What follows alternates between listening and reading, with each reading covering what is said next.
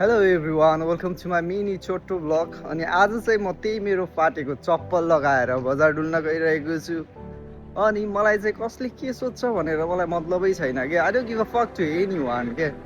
तपाईँको जिन्दगीमा चप्पल फाटोस् या तपाईँलाई एकदमै माया गर्ने मान्छेले छाडेर जाओस्, या भनौँ तपाईँले हजारवटा काम गर्दा गर्दै पनि तपाईँको काम नहोस्, जस्ट चिल गाइज।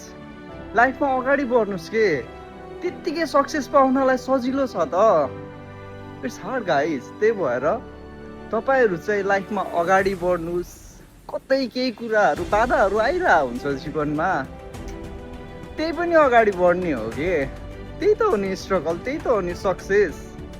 अनि एक दिन तपाईँले सक्सेस पाइसकेपछि तपाईँलाई एक दिन यस्तो फिल हुनेछ, आफूलाई ऐनामा हेरिसकेपछि यस्तो प्राउड फिल हुन्छ कि तपाईँलाई, यदि म त्यो समयमा रोकिएको भए आज म यो ठाउँमा चाहिँ पुग्थेन भन्ने फिल हुन्छ कि। अनि ट्रान्जिट चाहिँ चाइनामा छ। सङ्घर्ष यसरी स्टार्ट भएको थियो। गाह्रो छ जिन्दगीमा, यसरी पढेर अहिले जापान जाँदैछु म।